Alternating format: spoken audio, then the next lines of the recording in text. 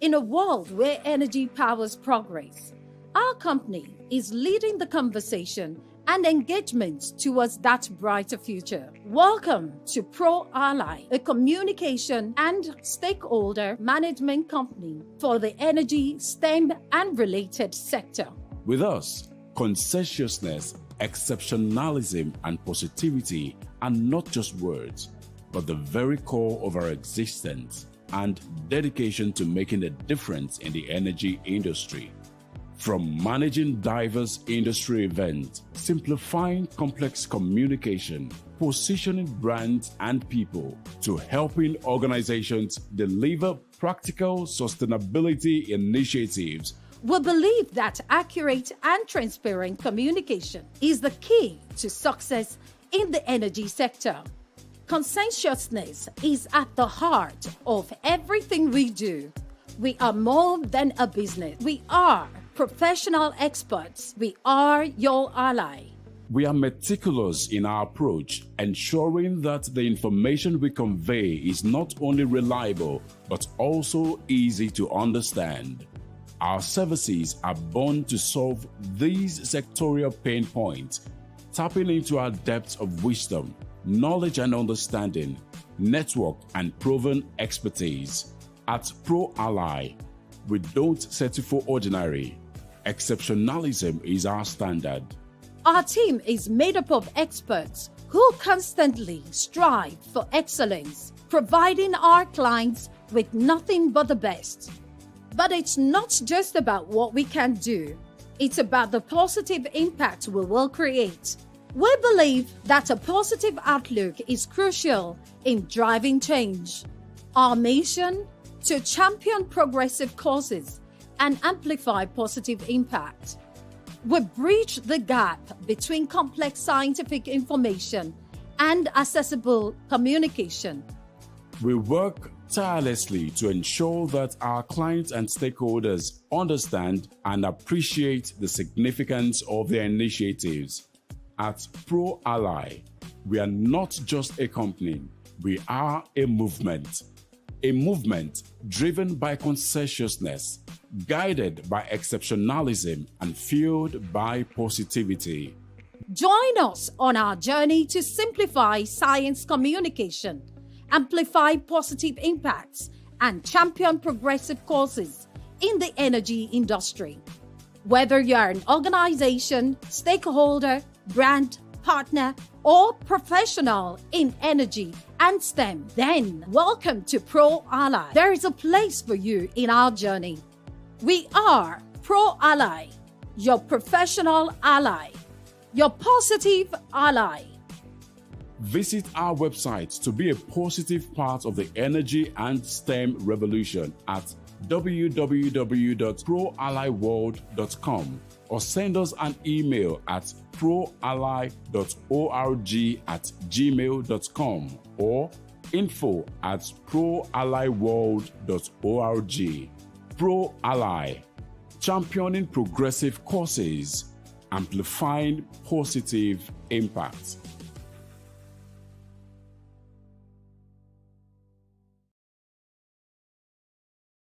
In a world where energy powers progress, our company is leading the conversation and engagement towards that brighter future. Welcome to ProAlly, a communication and stakeholder management company for the energy, STEM, and related sector.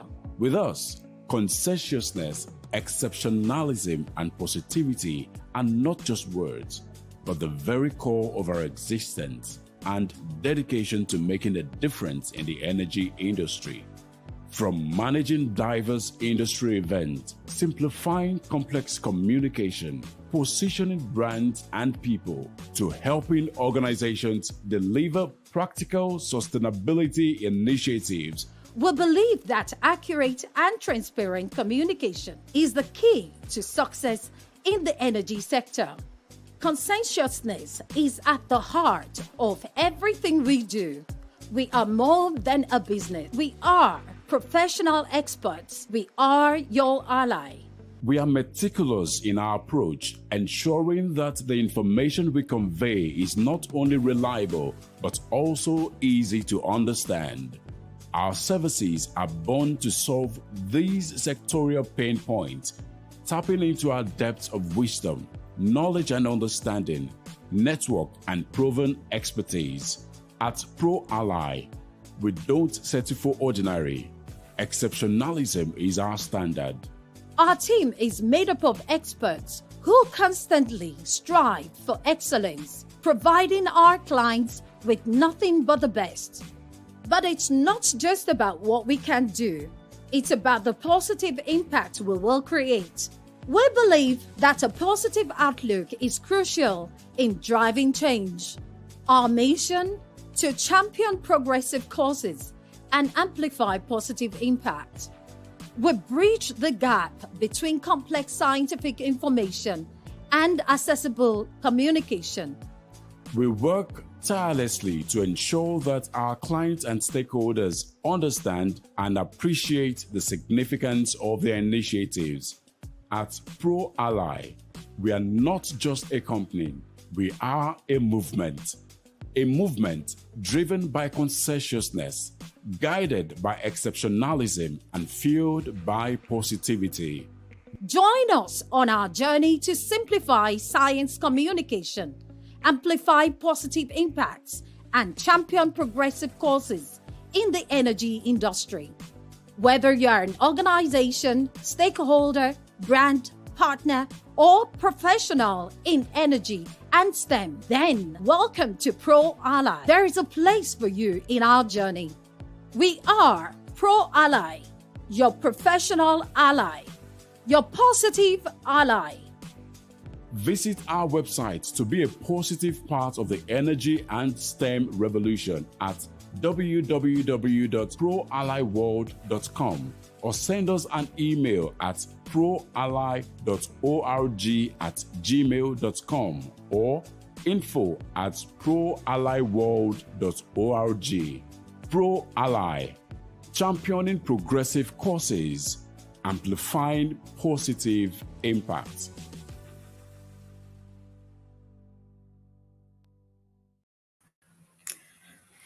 Okay, what a long time to be here again, and I'd like to say thank you everyone for joining. I hope that you have called your friend, family, foes. We know that you don't have foes, but I know you've called everyone that needs to be here to join us on the Energy Insight series. And this is gradually changing to become the STEM Insight series, where we share tips, great knowledge to help STEM professionals, energy professionals on their journey, making them to be top leaders, making them to communicate better, making them to simplify their technical subjects better so that the public can understand, but importantly, being able to make impact. I am your host today. My name is Tubosun Afolayan, and it's a pleasure to be back here. If you recall, we went on a long holiday. We went on summer break, and we are here, brighter, happier. And guess what? We brought the best to you. Like, we went from summer and we said, oh no, it has to be completely different. Today, I'm speaking with two amazing individuals who have exciting stories to share. They have experience with working either in STEM, for STEM, and all the in between. And they're also bringing a very broad communications experience. So they are not teaching you how to write paper journals and technical pieces and all that. They are teaching you how to communicate, the why and the how to do it. So that when we begin to talk about citizen science, every technical person can understand the place of public advocacy in the piece of work that they do. So our topic for today is the best way to start again. It's taking us back. If you remember last year, our first edition was in September. So this is like a year anniversary for us. So congratulations to all of us. Congratulations to you too for joining us every month outside of summer. Every month, being here learning, and I do hope that you are really making good use of the knowledge here. Like I always say, this is not a aspire to inspire to perspire moment. This is a place for you to learn, to grow, and to become the best version of yourself. So I have the honors of inviting with me on stage because we spent a lot of time already waiting and our guests today are pressed for time. But I have the pleasure to invite our two amazing speakers on stage. I'll bring them one after the other. I will read each of their bios and then I will bring them on stage. And I'm going to start with Joy Kika. So Joy, welcome on stage. Welcome here. Welcome to Pro Ally. Always a pleasure to have you. Always a pleasure to have intellectuals like you sharing knowledge with us. So give me some few minutes to read your bio and then I'll bring Oni up. So today we have the pleasure of having Joy Kika with us. She's a seasoned marketing and communications professional, specializing in go-to-market strategies and product marketing. And you'll see the why a Joy Kika is important in this conversation. She has a background in clinical psychology and an MBA currently at the John Hopkins Carey Business School. She combines a marketing expertise with a passion for healthcare innovation in Nigeria.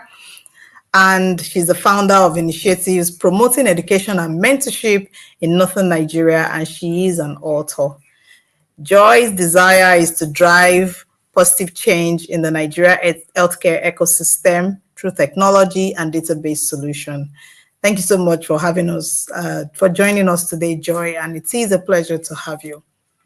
I would also like to add, right on the stead of that, Oni.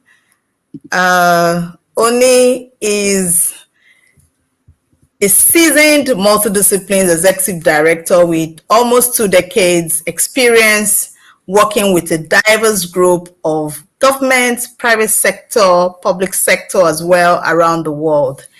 In fact, in this conversation, she's bringing a very rich experience to us because she's a well-traveled professional. She'll be telling and teaching us cross-cultural behaviors when we have to communicate. She specializes in emerging and emerged markets. She has worked in international media, communications, public relations in over 50 countries. So you're not going to leave this place the way you came. Across North America, Africa, Asia, I'll just say across all the 7 continents that exist in the world. She was born in Nigeria. She was raised in the US. She's a global executive. And she really do understand, and if I can say that, having spoken to her once, that she really does understand the value of crafting and communicating the right vision and your message. In fact, she hosts a series called Telling Your Story. Like she left, I'll say a 9 to 5 to found an initiative with a single goal of teaching us how to tell our story. You agree with me that there's no better person to be here. She, like I said, they both bring a joy to experience in understanding STEM, understanding the value of communication and the collaboration and the importance of this across various cultures. So please, if you have to give us an emoji, a clap, a thumbs up to our speakers, you don't have to give to me. But if you please give to our speakers, it will be a real pleasure to do that. Thank you so much. So housekeeping, you're welcome. If you have questions, comments for any of our speakers, please don't forget you can leave a comment on the chat box. We'll pick it.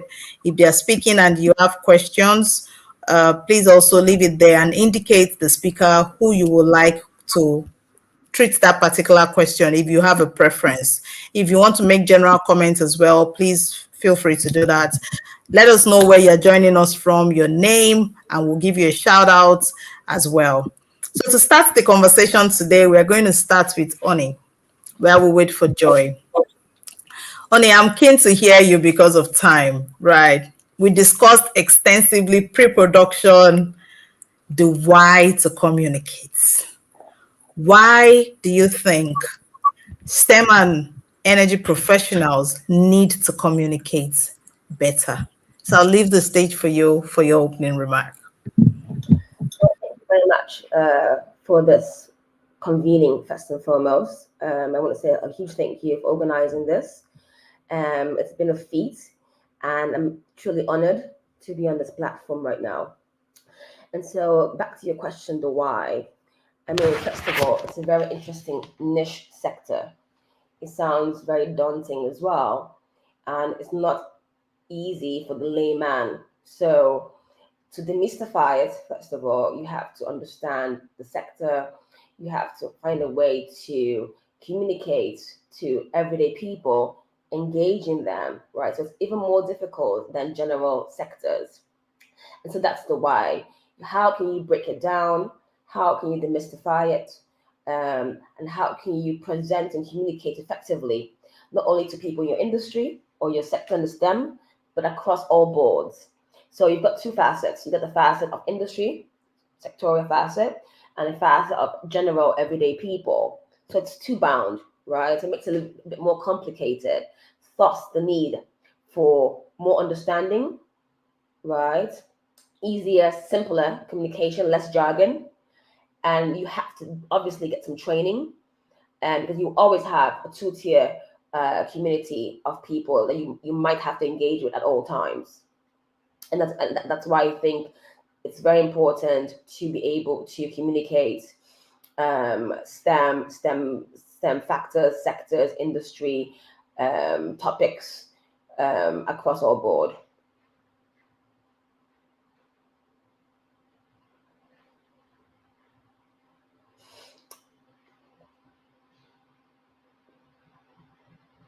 Hello. All right. So Joy is back. Thank you. I like how you started, Oni, around, the fact that this is a supposedly daunting sector.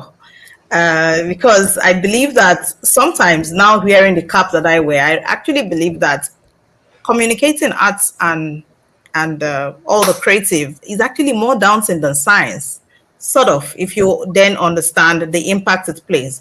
If you take it back to basic amenities, like people understand housing, people understand healthcare, people understand energy, like they basically need this to survive. If there's any subject we should be teaching, it should be that, right? So I agree with your why. Number one, it appears daunting. Number two, there is also the need for the populace to understand what we are actually doing and how it affects their life. And number three, the fact that it is a global challenge, right? It's a global opportunity. Everybody needs it. This is like a connecting point. STEM is a melting point of ideas. And you've pitched that rightly. Thank you so much for that opening statement. We'll come back for questions and we'll allow Joy now.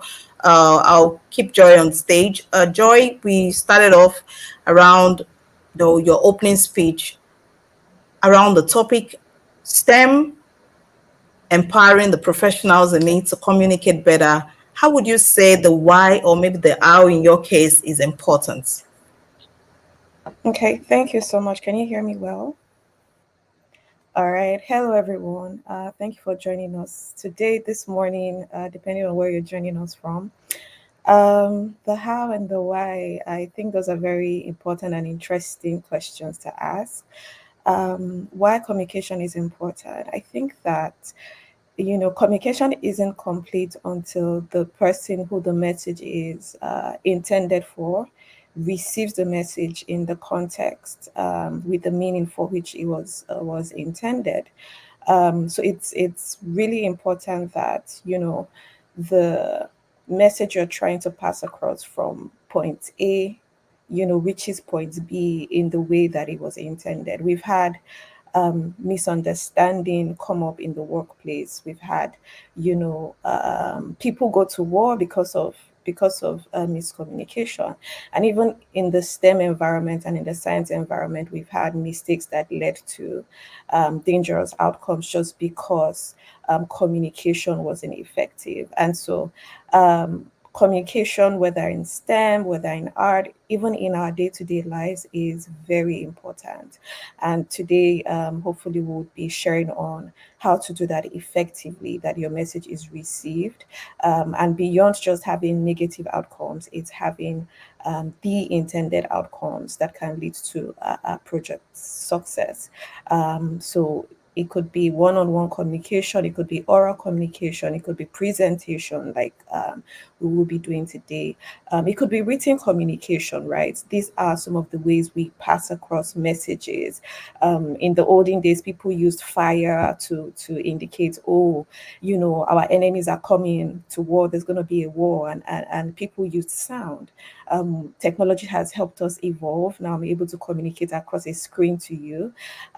But the main goal is that you receive whatever message was intended.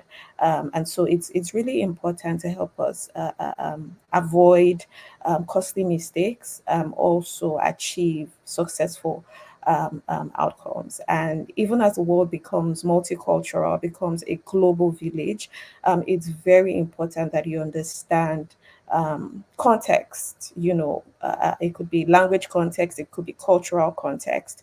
It's important that you understand what setting global standards could be, so that you are able to contribute to discourse, you're able to contribute to projects, your ideas and opinions are being heard in the way that it was meant for you to share.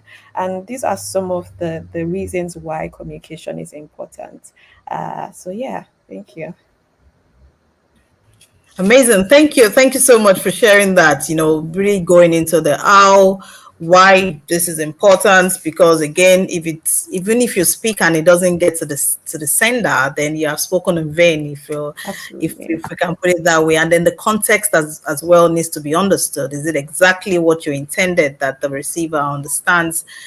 Really good starting point. So I'll start with questions, and then we'll see if our audience do have questions for you. So, Oni, back to you. Yeah. I know that when I was introducing you, I highlighted your cross-cultural experiences. What would you say from your experience, the critical, I'll say maybe barriers or moving points that evolves around STEM communication that you have seen? I mean, that's a good question. Basically, when it comes to challenges around STEM, I think the most important part is culture, diversity, global culture diversity. At the end of the day, yes, we've got technology, we've got mathematics, science, technology, but at the heart of it all is people, right? People make it work, and we're all different. So we have to understand people, and it's an opportunity, it's a challenge, right? So when we get to the heart of things and get to the heart of people, understanding people across diverse global worlds, then we can talk about STEM. As Joy mentioned earlier, you know, across all sectors, arts, culture, health, tech, whatever, right? It's people, it's individuals, right? And I think across all boards, from my experience, that has been the major challenge. But I don't see it as a challenge. I see it as an opportunity to get to know people a little bit more, especially in this day and time, in this new world, right? Of a certain partnership, a certain equality, a certain diversity, and a certain respect of all cultures, all countries, all nations. So when you are deploying STEM technology applications, AI from the US or Europe or whatever into Africa, you must have a layer of understanding about people, right? And vice versa. I think when we can start from there, which we are doing, I believe I see as change, a shift globally, then we can apply all these technology facets, right, across the board once we're able to understand people more. Interesting. So I was going to go to Joy, but let's take a cue on what you said. People, do you really would you say that the challenges are the same? So I'll give you an example. So culturally, right, people are different by default, and then we have these intrinsic differences affecting us uniquely. If you take an average STEM professional in Africa who has had to deal with, oh, this is not how to talk to elders, this is not how you do stuff, XYZ, and you take a counterpart in the Western world, how do you see the same issues playing out in how they simplify their science or they are different, even though the first thing is understanding the various culture? How do we see the differences playing out among these cultures? That's a great question, right? So living in North America versus, in Africa, and I'll use Africa in general, right? Um, See, communication, because now we're being global, right? And you're interacting with people on a global level. What I've noticed for me is a lack of communication sometimes in emerging economies. When you do something wrong, you keep quiet.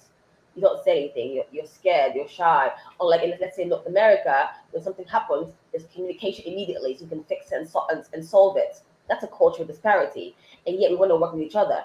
But if an American application, American technology wants to understand Africa, they need to understand that as well. Our religion, culture, adherence, how we deal with adversity, failure, success is completely different across all boards. And then interacting on a global level, with people, right, globally, it causes chaos. I've seen it happen even on my work as well, where someone does something, that's an intern, does something, an application in technology or whatever, and there's something wrong, and they keep quiet, they shut down. And I'm asking, what's happening? Why? Where are you? Where are you? Where are you? Because they don't want to talk, because they're shy, they're scared, something's gonna happen to them. Meanwhile, I'm trying to find out what the problem is so we can solve it. And that's the most basic, simple example. And it goes from low level to high level, and it can disrupt, right? And so the key again is understanding the culture. If you understand the culture, you can start with a disclaimer saying, listen, I'm not trying to berate you. I would just like to know what the issue is so we can solve it together. You only Correct. know that when you understand the cultures. Oh, nice, really, really insightful. And now that we are seeing a lot of global migration, this is very important topic that you have touched on. So, Joy to you, recognizing that people and culture differences. How would you then say that STEM professionals need to really wear the cap of, I need this? How do they communicate that importance of their work to non-technical audience? I know that most people think communication is always about people who don't understand your subject, but how about even those who understand your subject? How do you simplify it? So I'm more layering into the how would you suggest that technical professionals can effectively communicate the importance of their work better? Absolutely. And I think Oni raised a very important point, communicating, between cultures. There was, a meme ad, was it a meme now, a case study? I can't remember. I love memes. And it was an example of, a psychiatric hospital, and there was this doctor who had gone to see a patient, and in his notes he had written that patient had some mental disorder, and the symptom he had written or what he had observed was she keeps doing this, and that was what he reported. And she was going to be filed in for treatment plan and all of that, until a black doctor read that and asked, oh, is she black? Is she black American? you know that introduced a different context that the other doctor was not aware of, right? And I can see you two person smiling, because we already know what that means. Yes, it's a thing that we will do, or that a lot of black women would do when they wear wigs. But in another culture and in another context, because the person was unfamiliar with, something we would say very simple, just itching my head, trying to be demure and stylish, the person was already diagnosed for a mental health condition. So this goes to show, how important cultural context and just understanding cultural backgrounds and undertone can, how important it is, and if not understood, could lead to life-threatening issues. So it's very important, even for folks in STEM, understand your audience, understand your background. If you're treating a certain population, it's important that you understand that culture. What might be a misnomer for you in your culture might actually be a norm in their culture. And so, be it in health, be it in engineering, be it in education, however you're putting across your messaging, it's important that you understand the background of your audience. Going to the how do you communicate?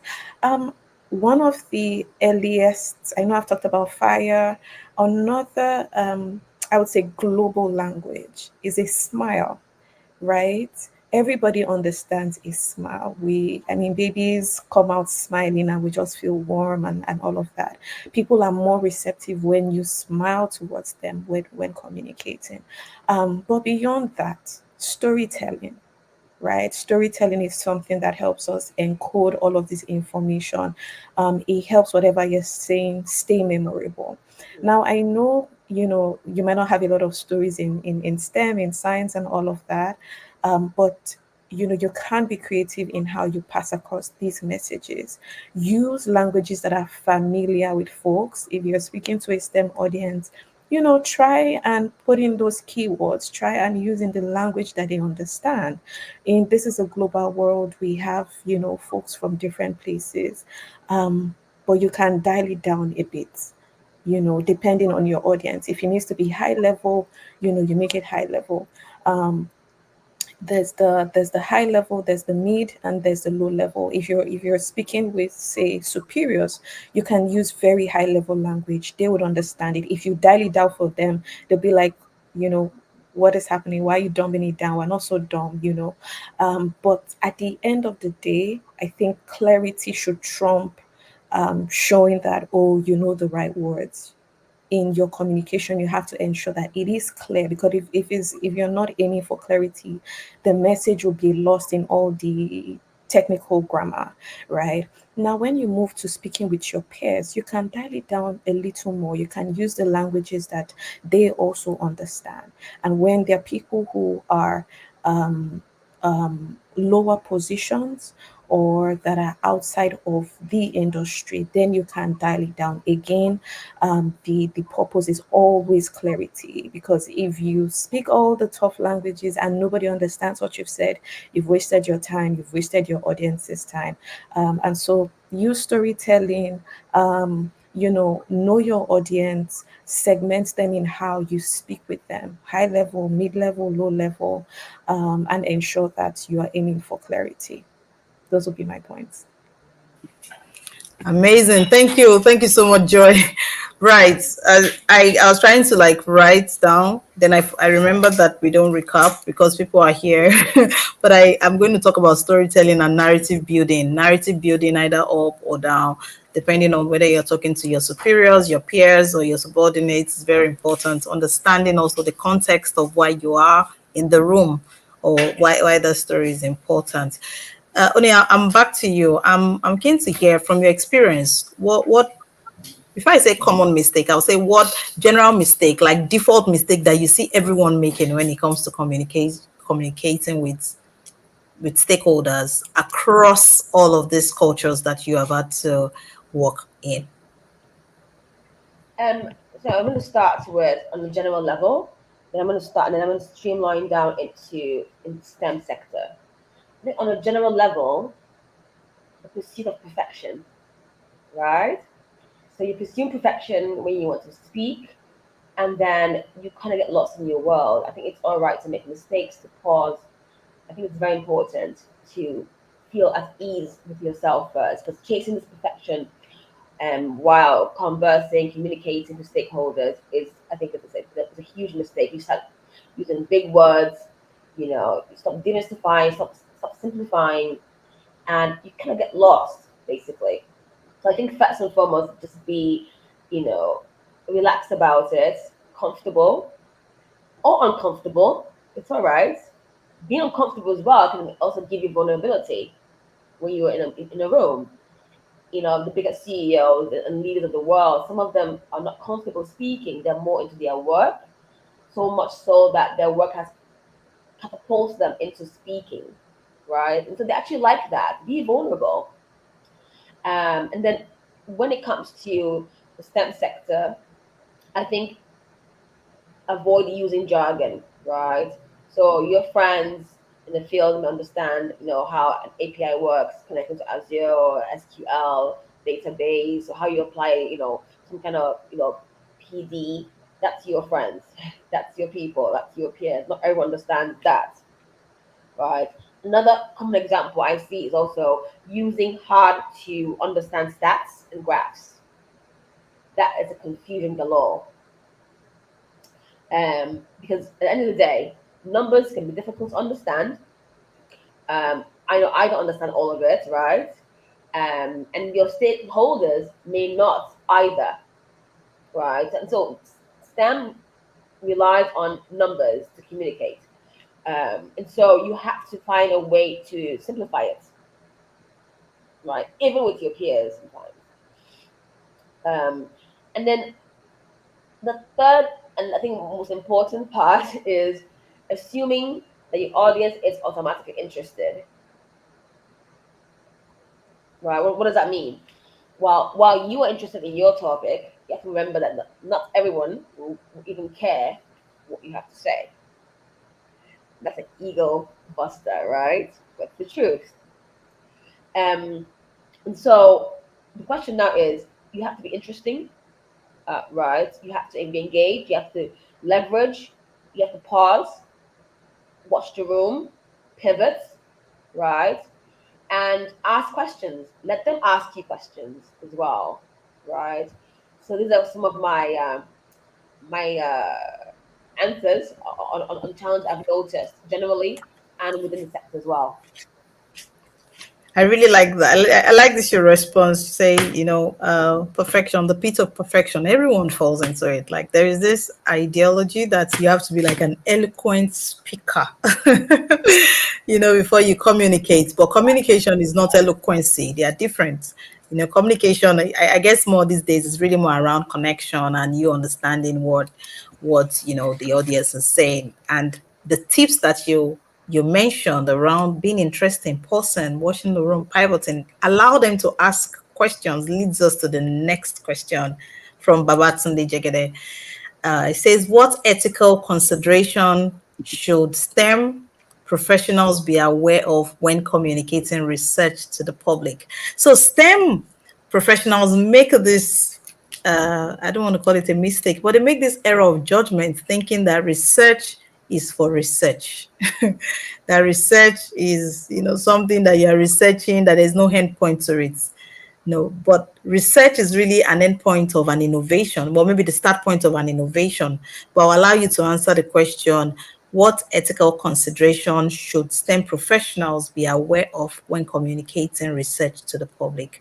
I'll leave it to you, Joy, to take it, and then Oni would also have a layer of thoughts on it. Absolutely. So ethical considerations, it would depend on the type of research you're doing. It will also depend on the project in itself. It would depend on the NDAs you have signed. For example, if you've signed a non-disclosure, it goes without saying that you really cannot communicate it. Also, the privacy of if this involve other individuals, the privacy of those individuals. I think across board, I don't know that you're able to share those individual details. You might be able to share a general say result and say, oh, out of the 500 folks that we used or that were part of this research, this was the result. But to begin to give their demography and all of that, might be some you might go into some ethical issues. So I would say it's on a case-by-case basis, depending on the type of research that you're doing, depending if you've signed non-disclosure agreements, and then but switching to the other side, research communication isn't complete until it goes, both ways, or it arrives where it was intended, right? So there's also a need to be able to communicate. You need to find out that you're not, in your communication, is this okay? If you have, say, stakeholders, you might need to run that by them and say, are we allowed to communicate so and so for this conference? Because I know it's very important that the research doesn't just stay in your folder. Like Tubosun said, it is the beginning of innovation. It can be the beginning of innovation. Like what I've seen a lot in the Western world, the innovation that we see today and we celebrate today started off with research, right? And it's important that it doesn't just stop at conclusion and references.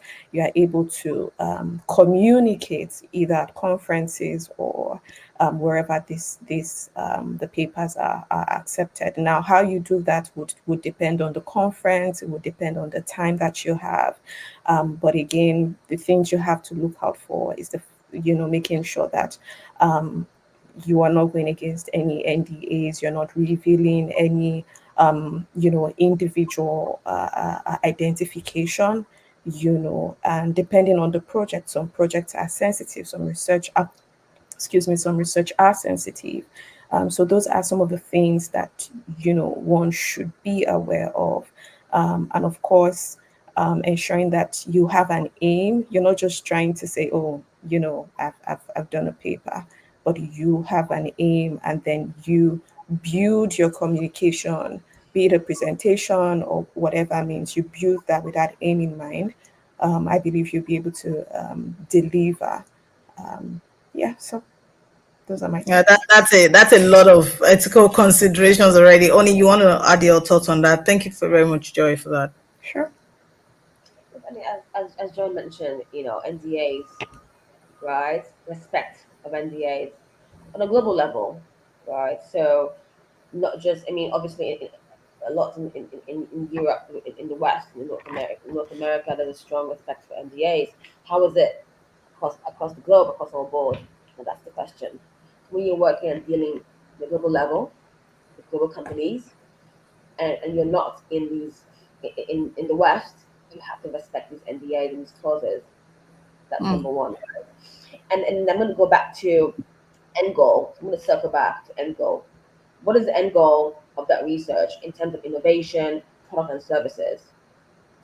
As a STEM professional, what do you want to achieve? Is it your ethos? Is it your ethics as a person? Do you want to create bombs, or do you want to create, a healthcare app for young children? What are you comfortable with first, as an individual first? That's going second back, right? And then understanding the why of the research as a STEM professional, right? And then going into non-skewed research, non-partisan research as well, all boiling down to the product, the service, the innovation.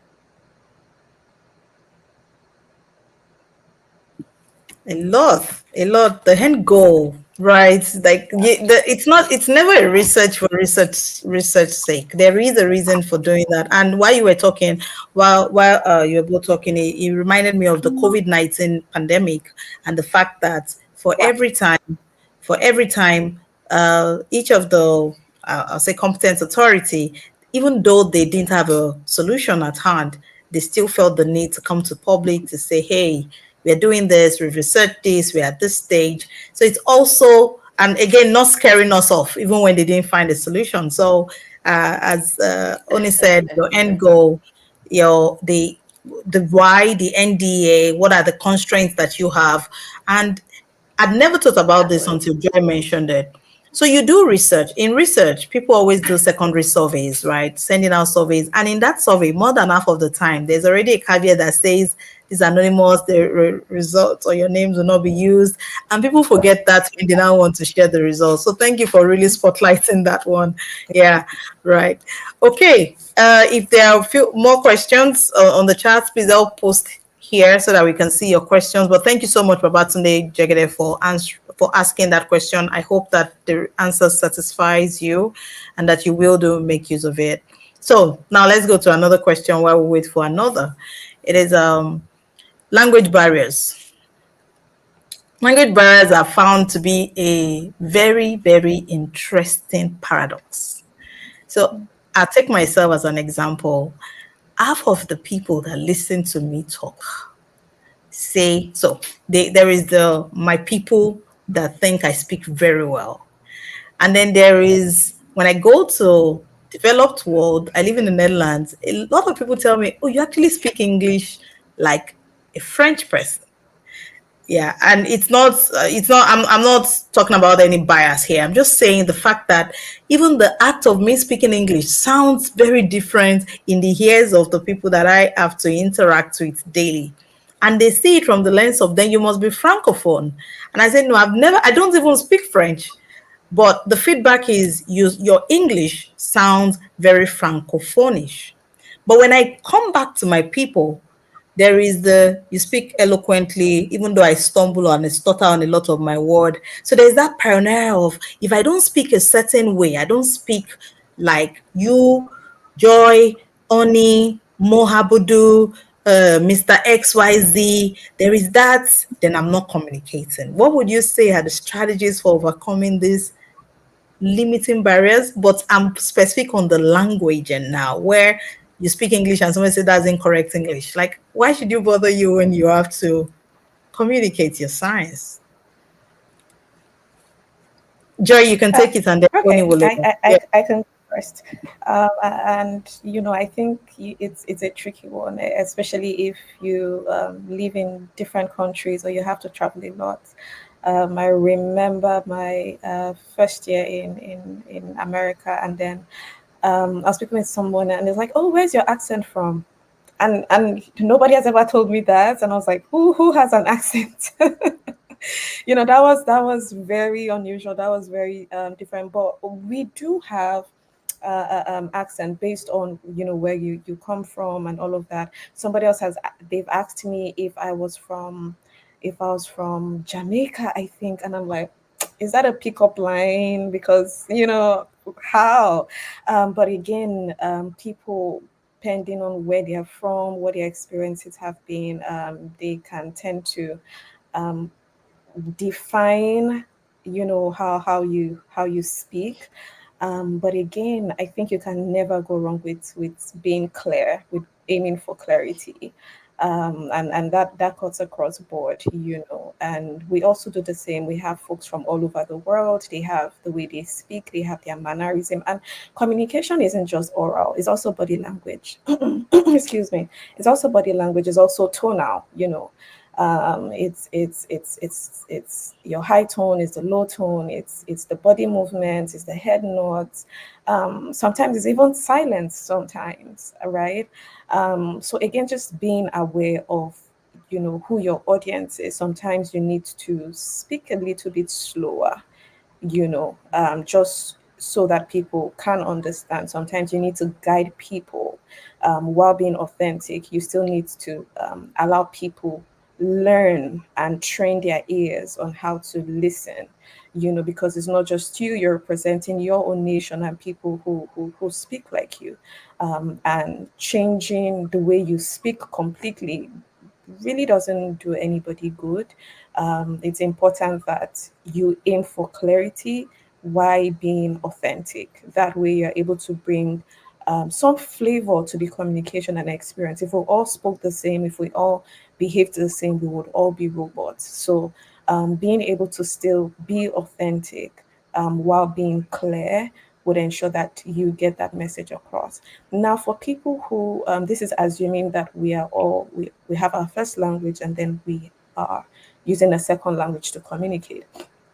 Now, I would say population, for population where they probably do not speak any English at all.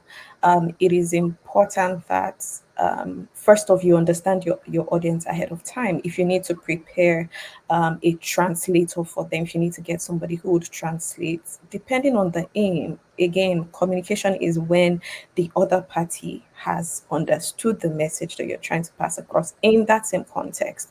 And so if you do not speak that same language, it's a waste of time. So having somebody who can be a middleman and translate can be very helpful.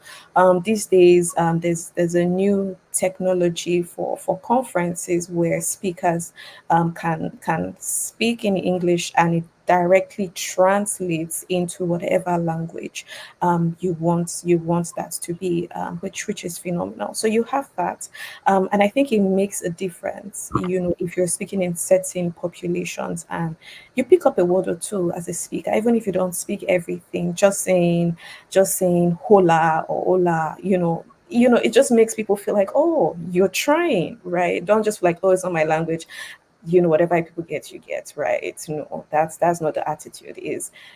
It's give it an effort and make provision. That way there's more inclusion in communication.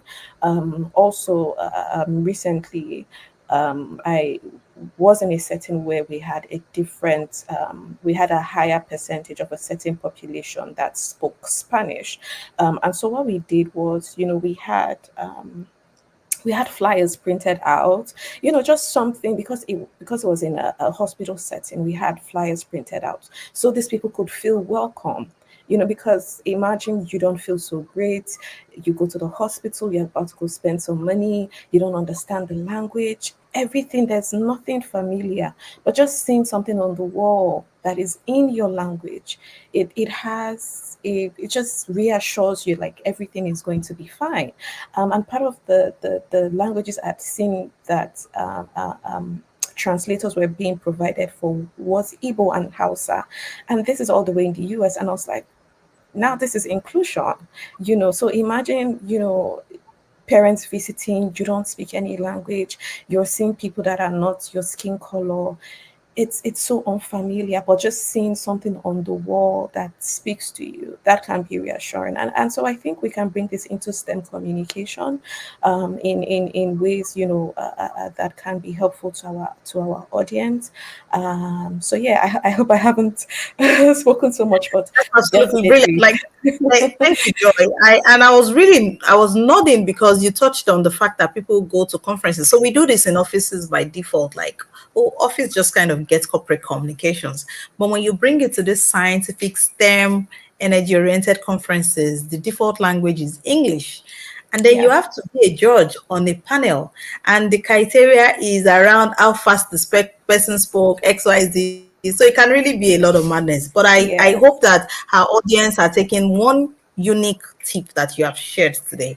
And it is Yeah, and, that and printout. I just Yeah. remembered a case where in northern Nigeria where we had a teacher who started teaching technology, but in Hausa language as against English. And you could see such a drastic improvement with the children learning. And it was amazing. So if they had just come with, oh, just the English, and you would have children struggle to learn. You have to overcome the language barrier before you start learning the technology, the intricacies of the technology. But being able to learn in their own language, it was phenomenal. You children who you typically think, oh, they don't have the brains for technology, they don't have the brain for science, now they could start coding because they were being taught in their language, right? So these are some of the how do I put it now, Manage the intricacies, right, the cases and of strategies. communication. Yeah. Right, I really love it. Oni, I'm coming to you with a twist to that question, and we're talking around improvements, really. So when you do want to communicate, these are tips that you can use. But how could you say this going down the lane of the diversity and inclusion in in science communication? What would you propose as, oh, this is what is happening, this is what we should be looking at, this is what you should do when it comes to improving diversity and inclusion for your audience? Hmm. I mean, again, as what Joy has said, uh, it's it sounds common sense, but we don't use it. So quickly, use inclusive language and terms, right? They, them.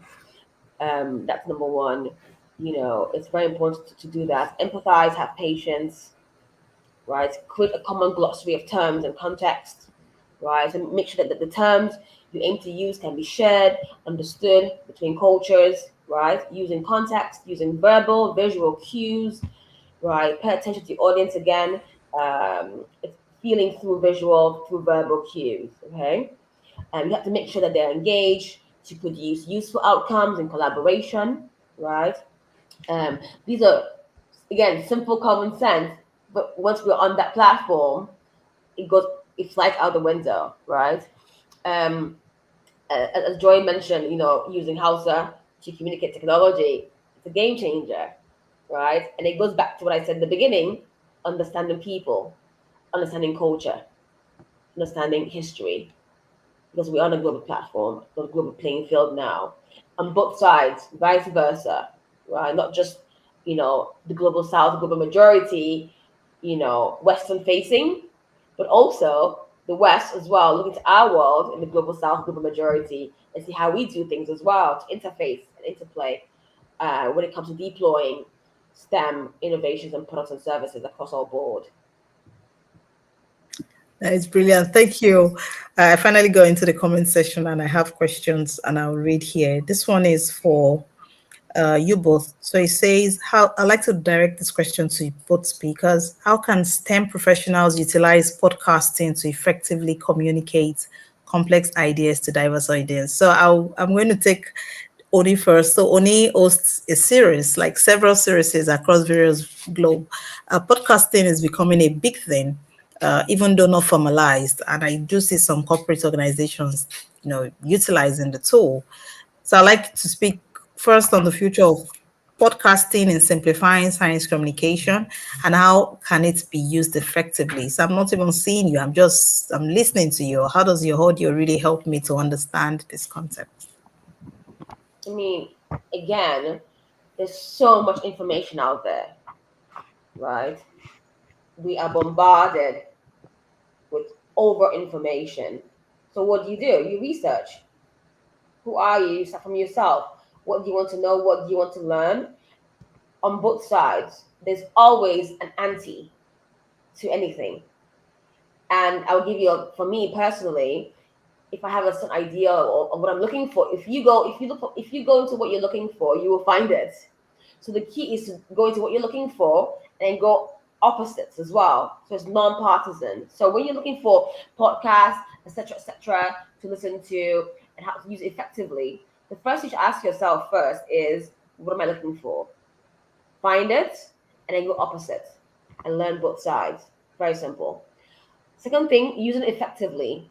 Now that is that's bespoke. That's as per each person, right? Do you want to have more information? Do you want to get a new job? Do you want to understand a certain product, a certain innovation? That's up to each person. That's an individual concern, right? So you first of all define what you want, what you're looking for. Do the research again, and go both sides, and then find the in between for yourself. Joy? Yeah, absolutely. I think that with STEM, we have the tendency to think, oh, because it's science, it needs to be complicated. There's this series I used to watch a lot, The Science of Stupid, right? And they just find creative ways to just explain how science works. They test it out, the whole thing. And it's funny, but it's also educative, right? I've also had to sit on YouTube a lot to learn about a lot of things. So I think the point I'm trying to say is you will have your audience, find your niche. There's an audience somewhere there waiting for you. Science is not boring. Science can be interesting depending on how you choose to go about it. I think you're on the right path choosing to leave the paper format and choosing to move forward to audio. We have different types of learners. You have sensory learners. You have audio learners. People who prefer to learn by listening. And so with being a global world, it's people are looking for information. And if you're able to put that in a simple way that they can understand, on TikTok and Instagram, you have people dancing to teach skills and teach all of these things, right? For some of you, they do it to grab your attention, but it's also their own way of putting out that information. So I think reworking your mindset that science doesn't have to be boring. You can find a way to make it interesting, and also look out for your niche. Who are those people that you think would benefit out of what you have to say? And I really like what Oni said about find what you're looking for and then go the other way, right? That way you're able to provide a more balanced outlook at what you're doing, and then you have a richer content. You're able to speak to the plus, you're able to speak to the minus, and it's just very holistic. But yeah, play around music, play around, I don't know, since it's podcast, I don't think you can do a lot with graphics, but definitely bring topics that people are searching for. And one way you can do that, you can use Google Trends. You're able to see what is trending, what people are searching for in science, in STEM. You're able to see the volume. You're able to see in what population, or countries this are being searched for, and then you can go build research, get your content, look for how to spice it up, make it short as well, because again, the lengthier it is, the more people can drop off. But then make it short, make it concise, and informational, and definitely you'd have people. There are always people. There's always a market. You just need to find them. You just have to build your niche. You're not going to have the entire world listening to your podcast, but if you have 500 people consistently listening to you, you're able to grow up from there. So if you can think it, trust me, there are other people also thinking about it. So go for it. Right. I hate to break it to us, but we've spent an hour having this conversation, and this is how quickly time flies. Thank you. I'm going to take two more questions. We have one from the audience, and then I'll take the final one, which will also double as your close out thoughts. So this question is very Gen Z like, but I'll ask it anyway. It says, what method can young STEM professionals use to give constructive feedback to superiors at work? And I'll layer it on, like, I know that my superior is gaffing around this work or this project. Like, how can I really give that feedback and say, hey, you're not looking at XYZ? How would you? So I don't want us to think about it from a, just general HR feedback perspective, more of the science projects oriented feedback of, we're taking off in the right direction, but I'm the junior on the job and I have to listen. How do I say, okay, we need to stop? Oni and then Joy. That's a good question. I think I'm going to generalize here myself and say that in a lot of time in this particular sector in STEM, there's an open floor plan, open door policy most times, right? Where it's all about getting the work done, right? Again, I'm generalizing here. A lot of times, and this is my experience in the West, so let's have that disclaimer, where there is no ego, it's all out the door.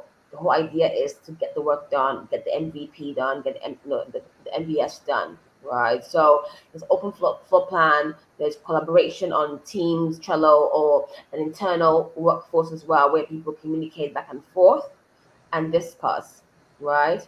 And so with that in mind, yes, it can be a team leader or VP, and there are obviously support staff, and it's all a collaborative effort to get the work done. That's the environment I'm used to.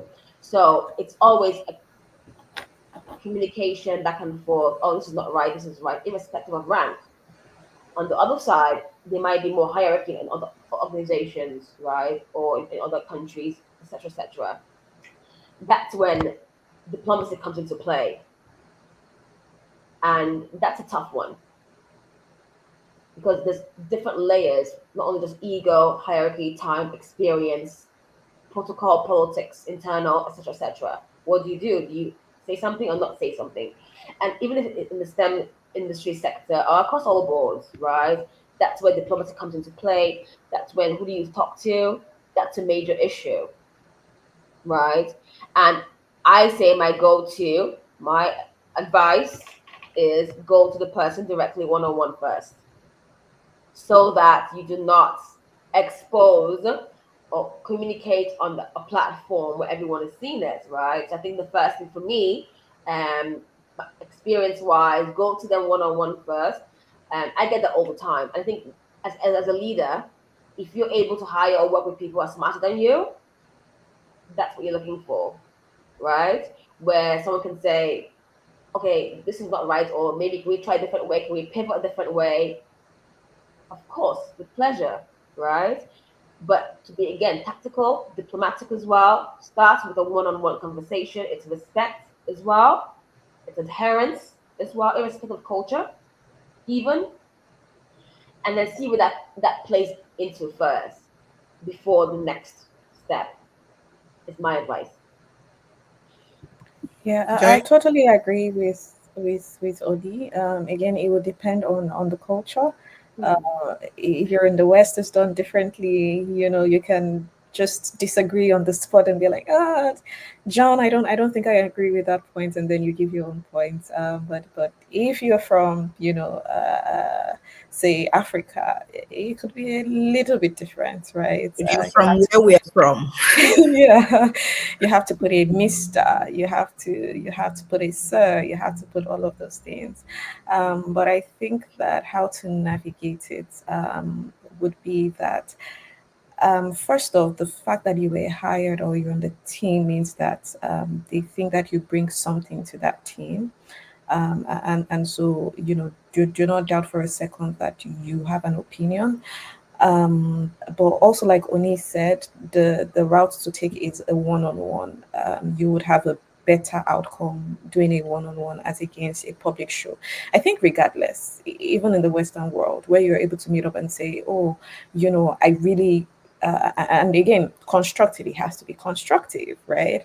I really liked the idea that you shared. However, this is what I think about it. You can use the sandwich method, especially as a junior.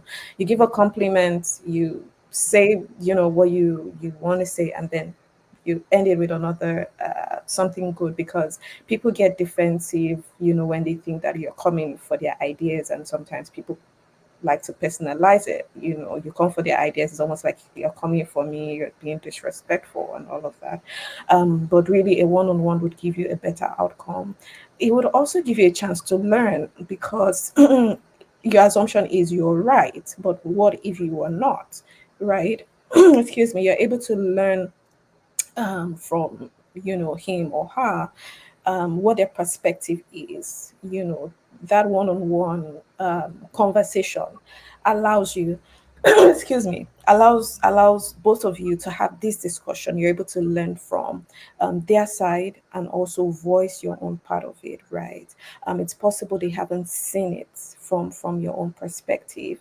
And again, I think something that helps is being competent on the job, right? I am more willing to listen to somebody who comes to work on time, who does their own share of the work, who has done all that they were supposed to do, right? As against somebody who has, been openly disrespectful, somebody who doesn't do their work, who comes late, so establishing a good relationship at work allows these conversations to be had. And I've had, instances where I've had to speak with my bosses, even back in Nigeria, and I'm like, I'm not sure we should go down this path, right? And because they know that I'm speaking from a good place, not because I do not want to do the work or because I just want my idea, they would listen and be like, oh, but this was how I was thinking about it. And we're able to then have that conversation. So, yeah, definitely have these conversations, but ensure that you're doing it from a good place. And it's also constructive. Nobody really likes to be criticized, especially superiors. But if they know that you're somebody who would always keep them in check for the good of the business, for the good of the project, they will definitely listen to you and respect you, right? And keep you on projects that they have. Not everybody likes a, yes, ma, yes, sir kind of person. I think true leaders are looking for people who would tell them that, oh, I think we should go a different direction. And these are my reasons, right? So, yeah, build that relationship. Try, if possible, to have a one-on-one. Share your thoughts. Be open to listening. And I think you'd have a good outcome. Right, thank you. And final thoughts. And I want you to, while you gather your thoughts together on this one, also share with us trends, tools, resources, best practices that STEM communication will benefit from, that can be leveraged, globally available or globally learned. As you also share with us, maybe top 3 things our audience should take home, important points you want to re-echo, and we'll take it also as your closing remark. Oni, you first. Again, tools. I always say, of course, you've got these communication tools and techniques, right? We all have read some We all have been to events and podcasts and whatnot about how to communicate. But I'm going to take it down to, I wrote it down, I'm going to take it down to the most basic. The importance of communication for any professional starts with the communication, the importance of communication for self. Know yourself. It's very simple. When you come from a place, a core of know who you are, and admitting as well that you don't even know who you are, it makes it very easy. It's very, very easy. It's easier. So do not pander to externals, to externalities. You have to understand yourself, where you're coming from, your whys, your no's, your ethos, your ikigai. And then from there, it makes it easier to be at ease and authentic and vulnerable, right? And imperfect, yet perfect, with yourself. And when you do that, everything kind of falls into place. I'm saying this from a place of experience where you go to the best schools, you have the best communication classes, etc., etc. But yet you're still with this ease with yourself. You just never get it right. Right. Now, the education, the techniques you've learned are fantastic. It's like a slumdog millionaire moment when you also know yourself. It all falls into play. But when you have all the externalities and not the internal, you never get it right. So before any of this, I always say, know who you are, or understand that you're on the path, on the process of knowing who you are. And I know it sounds very cliche, irrespective of sector, it makes a big difference. Because when you have that foundation, nothing can really shake you. And when it does shake you, you can always get up. So with communication, I think it's being at ease with yourself from wherever we come from whatever background you come from, right? And that really sets the mark, right? And also the precedence that you can then layer onto any sector, especially perceived sectors like STEM, technology, innovation, AI, etc., right? And then you're going to go down into as a person of color or black or woman or black, those further identities, right? And that just gives you that extra inch of confidence as well, so that when you are researching, reading, learning, understanding, you can apply it back to yourself.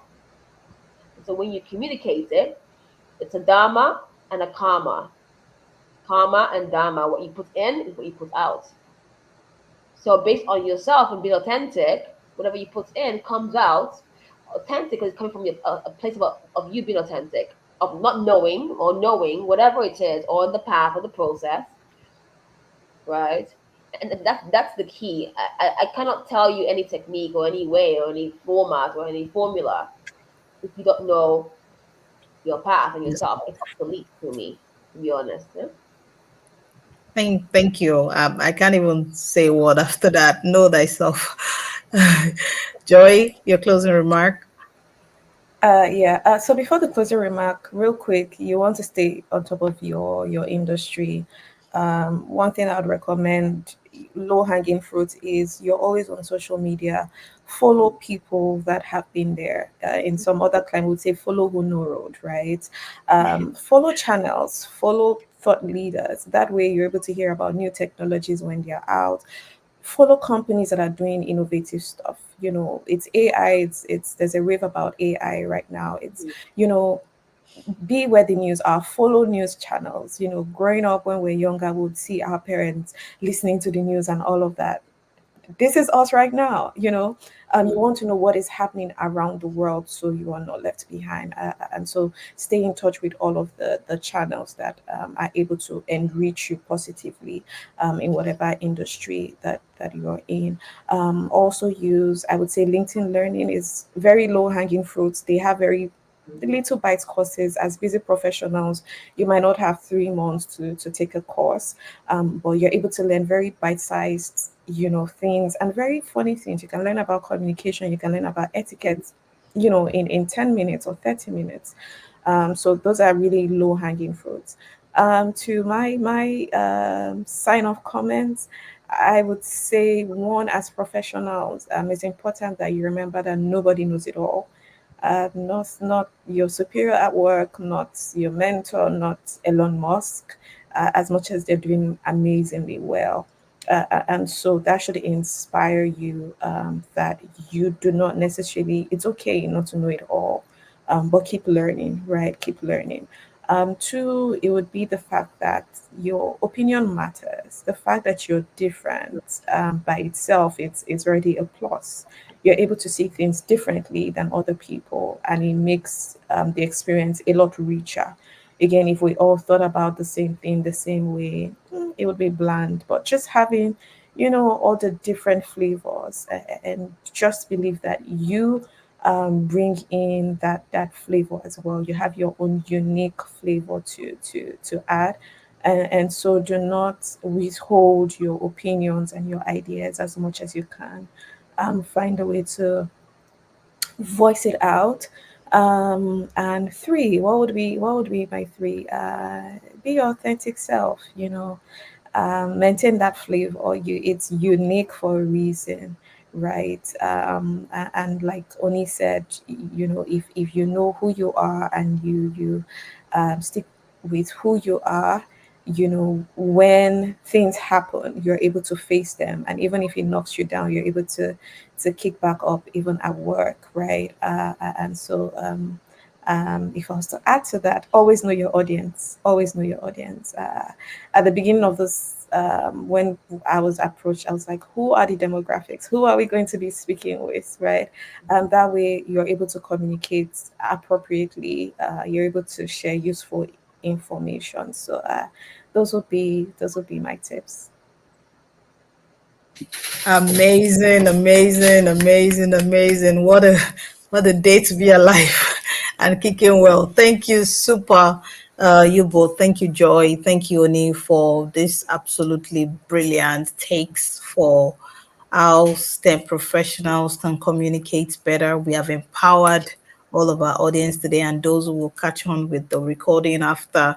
Thank you for joining us today, and I really do appreciate your presence.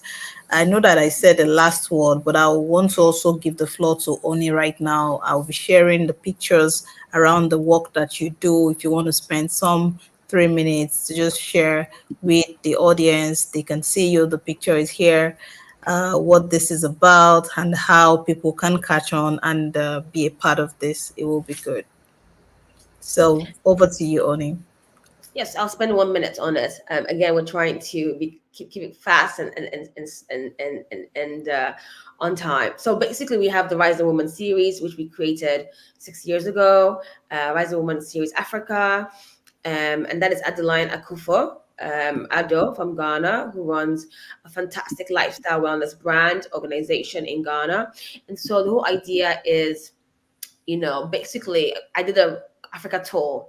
So I was in Ghana, I was in Nigeria, meeting some of our clients, some of our women as well who were featured.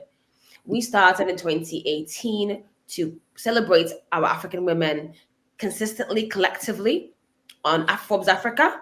And then we moved on to NBC, Washington, in the US for 5 years now. Just being consistent across the board, across the globe, celebrating our women, communicating about our women, their work, their success, their failures. And I think the most important part on the consistent and collective format. They're all online. We featured them online with articles across the board. And then we curated a collector item book as well. Soft copy, hard copy. This is our 7th edition. It just came out this year with over 250 women, from the president of Tanzania to the president of Ethiopia, top women in energy, finance, social, STEM as well. How can we showcase our continent from a gender lens, right? Perspective. How can we show the beauty of our arts, our culture, our history, our business, our failures, our government, across leading women? And how can men and women work together? Not men versus women. It's about the conversation between the discourse, the break even of man and woman forward, and how can we work together and live together on this earth on a holistic level? What is the contribution of African women in the energy sector, in the renewable energy sector, in the STEM sector, in the AI. Where are we? What are we doing? How are we doing it? What do we need? Right? And putting our name across on a global level through NBC about serious global conversations that matter to the world and our contribution to it. We just wrapped up. Now we're moving on to Rising Woman Asia, and then Rising Woman later market, Caribbean market, and back to the North America, Europe. And we have the global list of Rising Women coming out this, I believe, September 30th or first week of October. 35 women or so across the world leading change in several different sectors across the world, with a major focus on the global south, global majority of Africa, Asia, Caribbean, Latin America. And of course, then the secondary market will be North America and Europe. And this is a long time project, a lifetime project for me, for the rest of my life, I think. It's an offshoot of what we do. And we started, me and my team in Africa, and I'm really, really honored to have started from where I come from on the continent, and now pushing on forward on the global platform where I work. Thank you. Right. It was important to get that out of your chest because I think it's a very brilliant initiative, collaboratively, showcasing on one hand the amazing work that is gender is doing, but importantly, the similarities, even when you move from one culture to the other. So the Rising Women exist across all of the continent, and you, our viewers, are also rising, and we would like, of course, to be a part of your success story. And this is why we do this every time, empowering you, teaching you, facilitating your growth, and ensuring that you are the best of yourself. So we would show again a bit of the commercial of the Pro-Ally team and what we are doing, and then we will be wrapping up in the next 10 minutes. So I recall that earlier in July, and if you also recall as well, that we announced the Nexus initiative, and I'll just play the video as a very quick refresher before I share the testimony. Yeah.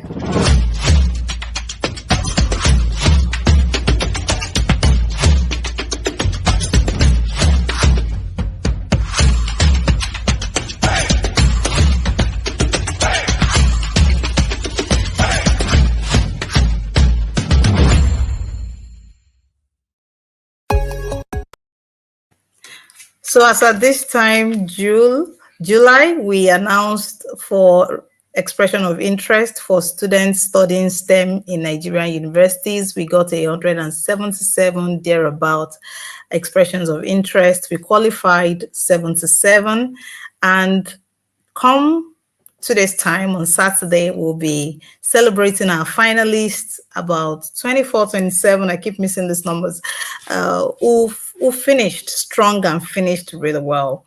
We would like to invite you to please join us. Check on our social media pages. You'll see the details to join. You have to register to join. Our faculties, everyone that has been a part of this success will be in the room. We'd like to please invite you to come chair this amazing finalist of the Nexus Cohort 1 program of Pro-Ally. Cheer them on as they begin to utilize the knowledge, and the testimonies are really already rolling in. We have a few of our finalists who will be sharing their experiences and who will also be sharing their impact story of how this initiative has changed their life. What I would like to kindly ask you is that as we prepare to graduate this cohort, it's also an opportunity to begin to get more involved in what we do at Pro-Ally. Please visit our social pages on LinkedIn, on Facebook, on Instagram, on YouTube, all of this really many and varied places. We are there. We'd like that you partner with us, your organization partner with us as we get on the journey of simplifying science communication for professionals and for the industry. And on the broader note, our services at Pro-Ally includes Beyond simplifying science communication, we also help organizations to build their brand strategy, build their communications plan. We are the communications, PR, and stakeholder management company to go to for energy, STEM, and all the related sector. So I'm giving you back 7 minutes today because it is always in our nature to ensure that we finish right on time, or we finish at most. I'll give you back some time. So this is the same thing we're doing. Thank you so much for joining us today. Please share this recording to your friends, family, people in your network that you think will benefit from this knowledge. Don't grow alone. Only emphasize that today. You start with people, you grow with people, and the best you can ever be would be people with the people around you and your network. Thank you. Until I see you in October, have a beautiful month and all the very best in your journey. Bye, everyone.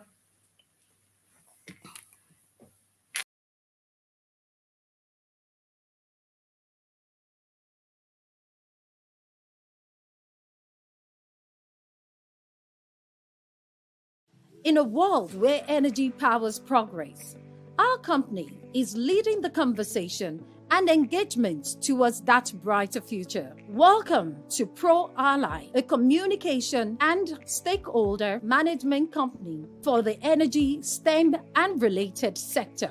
With us, conscientiousness, exceptionalism, and positivity are not just words, but the very core of our existence and dedication to making a difference in the energy industry. From managing diverse industry events, simplifying complex communication, positioning brands and people, to helping organizations deliver practical sustainability initiatives, we believe that accurate and transparent communication is the key to success in the energy sector. Conscientiousness is at the heart of everything we do. We are more than a business. We are professional experts. We are your ally. we are meticulous in our approach, ensuring that the information we convey is not only reliable, but also easy to understand. Our services are born to solve these sectorial pain points, tapping into our depths of wisdom, knowledge and understanding, network and proven expertise. At ProAlly, we don't settle for ordinary. Exceptionalism is our standard. Our team is made up of experts who constantly strive for excellence, providing our clients with nothing but the best. But it's not just about what we can do, it's about the positive impact we will create. We believe that a positive outlook is crucial in driving change. Our mission: to champion progressive causes and amplify positive impact.